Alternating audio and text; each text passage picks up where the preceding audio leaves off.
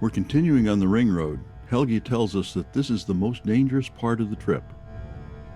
We're in Austurland, the eastern region, a land of glaciers and fjords.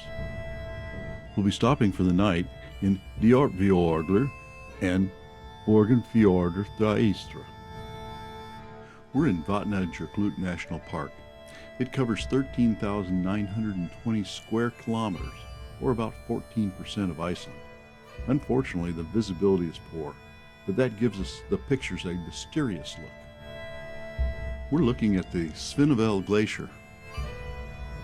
It's one of many outlet glaciers of the Vatna Glacier, which is the largest glacier in Europe outside the Arctic.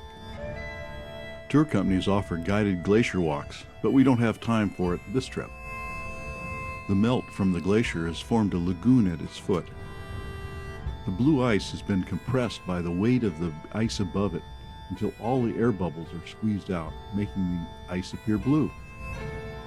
To live next to a glacier, plants have to be tough. Lichens thrive on the rocks, making strange patterns. Helgi explains that the ring road can be closed if wind gusts get too strong. Wind speeds of 40 miles an hour happen for up to 50 days a year.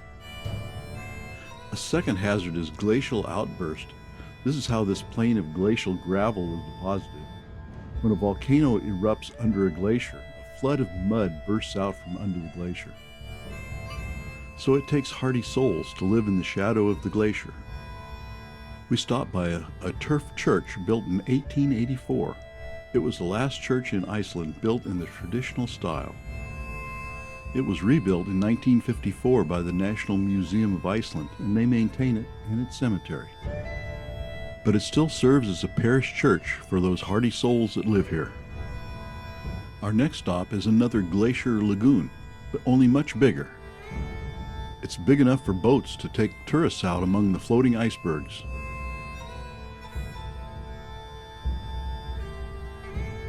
The icebergs form fantastic shapes. They vary in color from translucent to black, blue, gray, and white. And birds have to be hardy to survive here too. I watched this family of eiders getting pushed into the ice by the current. Then there were only 4 ducklings. The lost one bravely stood on the ice and peeped as loud as he could. He must have been heard because he hopped back in the water and swam in their direction. The family is reunited for a happy ending to this little drama. There's also a nesting site for Arctic terns here. The terns hunt among the icebergs in the lagoon, then fly back to nests in the nearby field to share their catch.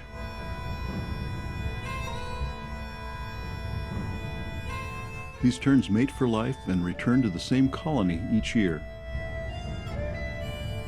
These terns fly from their Arctic nesting grounds to the Antarctic and back each year. The shortest distance is 12,000 miles. The terns share their nesting grounds with several families of barnacle geese.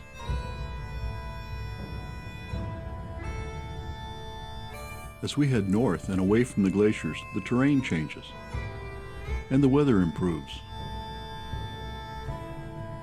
Helgi warns us that this is where the strongest winds occur. The lava cliffs go right down to the water instead of the flat gravel plain. Finally, a rainbow greets us to Diopfimogler, the Hotel Ferramdith, as our home tonight.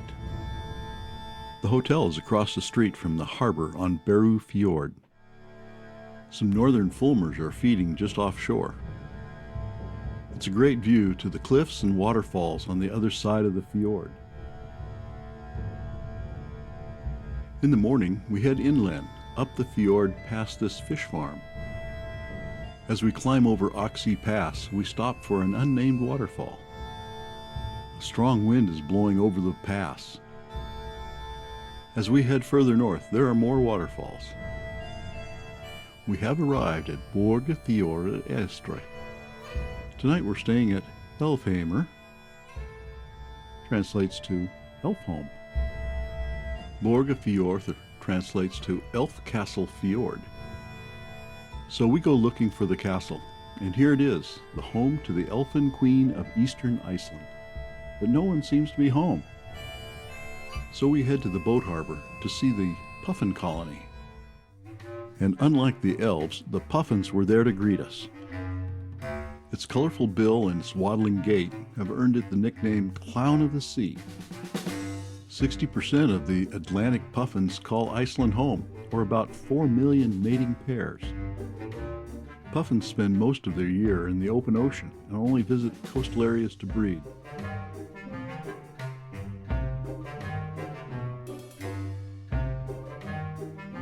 Mature birds usually return to the colony where they were hatched. The most desirable nesting sites are densely packed burrows on grassy slopes just above the cliff edge, so takeoffs are easy. On the ground, they spend a lot of time preening.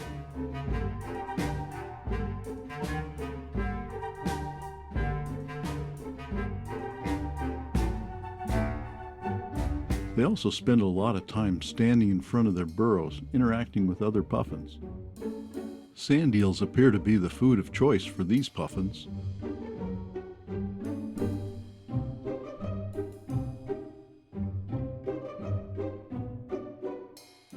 In Iceland, puffins are hunted. They're eaten fresh, salted in brine, or smoked and dried.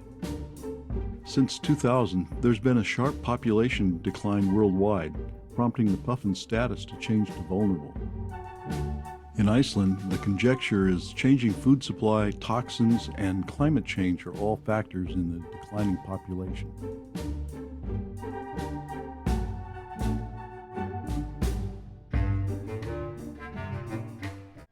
If all that wasn't enough to worry about, this gull is looking for puffin eggs for his dinner. There are other birds nesting on the cliffs below the puffin's prime real estate on the top.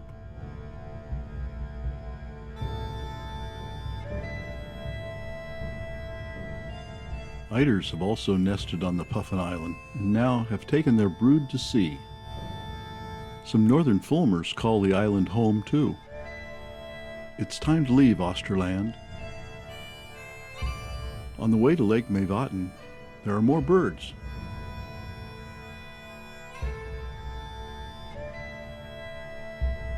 More turf buildings and beautiful farmscapes. And of course, more beautiful waterfalls.